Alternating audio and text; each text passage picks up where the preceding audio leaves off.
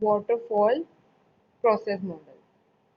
The waterfall model, sometimes called the classic life cycle, suggests a systematic, sequential approach to software development that begins with customer specification of requirements and progresses through planning, modeling, constructions, and deployment, culminating in ongoing support of the completed software. तो जो waterfall model है उसे हम classic life cycle भी कहते हैं और ये सजेस्ट करता है systematic sequential approach software development के लिए जो बिगिन होती है कस्टमर स्पेसिफिकेशन से और उसकी रिक्वायरमेंट प्रोग्रेस जो हम कर सकते हैं प्लानिंग के थ्रू, मॉडलिंग के थ्रू, कंस्ट्रक्शन के थ्रू, डिप्लॉयमेंट के थ्रू, कल्मिनेटिंग के थ्रू ऑनगोइंग सपोर्ट दे सकते हैं कंप्लीटेड सॉफ्टवेयर को। ठीक है, तो इस तरह आपका वाटरफॉल मॉडल दिखता है। सबसे पहले कम्युनिकेशन आता है। कम्युनिकेशन के अंदर प्रोजेक्शन, इनिटेशन, रिक्वायरमेंट्स गैदरिंग, ये दो चीजें आती हैं। Communication is the first step. After that, planning is done. In planning we have to do estimating, scheduling, tracking. तो ये जो तीन चीज़ें प्लानिंग के अंदर होंगी। उसके बाद मॉडलिंग। मॉडलिंग में आप क्या करोगे, एनालाइज करोगे और डिज़ाइन करोगे सॉफ्टवेयर को। जिस तरह भी आपको डिज़ाइन करना है उसको क्या क्या चीज़ें रखनी है उसमें। उसके बाद उसको कंस्ट्रक्ट करोगे, उसका कोड। जब आपने एक बार एनालाइज कर लिया किस किस तरह से चीज़ें बनेंगी और आपने डिज़ाइन भी कर लिया, अब उस डिज़ाइन के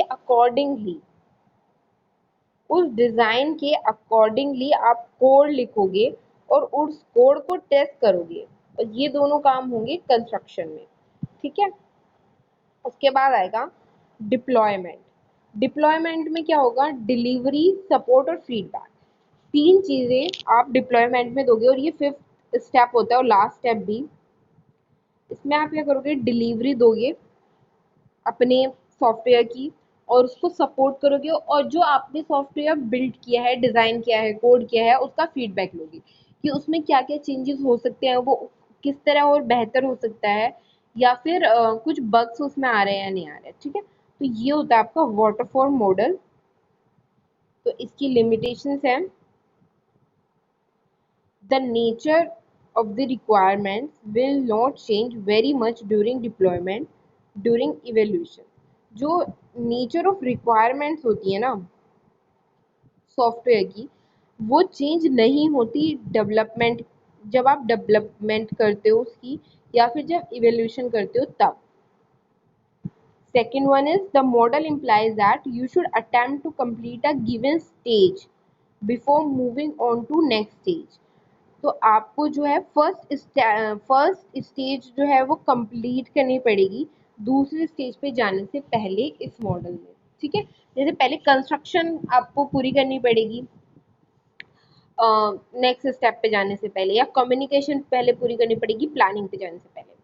does not amount for the fact that requirements constantly change. ये अकाउंट नहीं करता फैक्ट को कि रिक्वायरमेंट कॉन्स्टेंटली चेंज होती रहे। Okay, it also means that customer cannot use anything until the entire software is complete। और इसका मतलब ये है कि कस्टमर जो है बीच में कोई अपनी रिक्वायरमेंट देके चेंजेस नहीं कर सकता जब तक एक सॉफ्टवेयर पूरी तरीके से कंप्लीट नहीं होता, उसके बाद ही रिक्वायरमेंट्स आप चेंज कर सकते हो।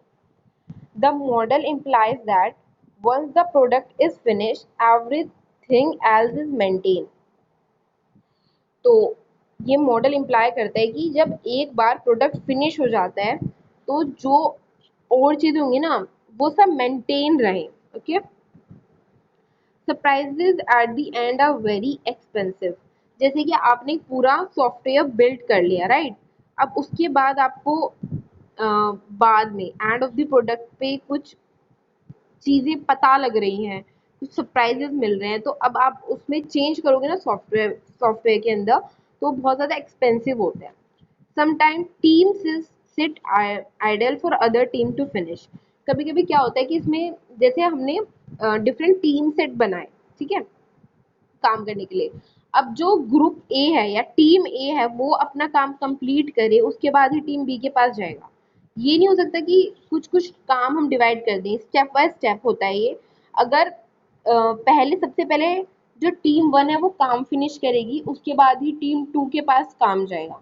तो क्या होता है, कभी कभी जो टीम्स होती हैं उन्हें खाली रहना पड़ता है, इसकी वजह से इसे बहुत ज़्यादा टाइम भी लग जाता है कभी कभी। Therefore, this model is only appropriate when the requirements are well understood and changes will be fairly limited during the design process. तो ये मॉडल आप तभी अच्छे से या अप्रोप्रिएटली यूज कर सकते हो जब अच्छे से आपको रिक्वायरमेंट्स पता हो, वेल अंडरस्टूड हो, और चेंजेस जो भी होंगे वो फेयरली लिमिटेड रहे ड्यूरिंग डिजाइन प्रोसेस। मतलब बार बार ना चेंजेस ना हो, या रिक्वायरमेंट्स में चेंजेस ना हो, या किसी भी तरीके की चेंजेस ना हो कि सॉफ्टवेयर अब ये चेंज कर दो, इस तरह हमें पसंद नहीं आ रहा। अगर चेंजेस बहुत लिमिटेड हैं तभी आप ये मॉडल ऑप्ट कर सकते हो। तो ये इसकी लिमिटेशंस है। When to use waterfall model. अब हमें ये देखना है कि हम वाटरफॉल मॉडल को कहाँ कहाँ यूज कर सकते हैं। Requirements are very well known, clear and fixed. जब हमारी रिक्वायरमेंट अच्छे से हमें पता हो, वो क्लियर हो और फिक्स्ड हो, मतलब वो बार बार चेंज ना हो रही हो रिक्वायरमेंट्स, ठीक है। Product definition is stable. जो प्रोडक्ट की डेफिनेशन है वो हमें पता हो कि किस तरीके का प्रोडक्ट बनना है या बिल्ड होना है। Technology is understood. टेक्नोलॉजी अच्छे से पता होगी कौन कौन सी यूज करनी है। There is no ambiguous requirement. कोई भी एम्बिगुअस रिक्वायरमेंट्स नहीं होनी चाहिए। Ample resources with required expertise are available freely. Ample resources required expertise के साथ अवेलेबल होने चाहिए, वो भी फ्रीली। और प्रोजेक्ट छोटा होना चाहिए। The project is short. Project छोटा होना चाहिए। तभी आप, अगर आपकी ये सारी कंडीशंस फुलफिल होती हैं, तभी आप वाटरफॉल मॉडल को यूज कर सकते हो, ठीक है। तो ये आपका वाटरफॉल मॉडल था, और अब आपका होमवर्क है prepare notes on waterfall model with diagram.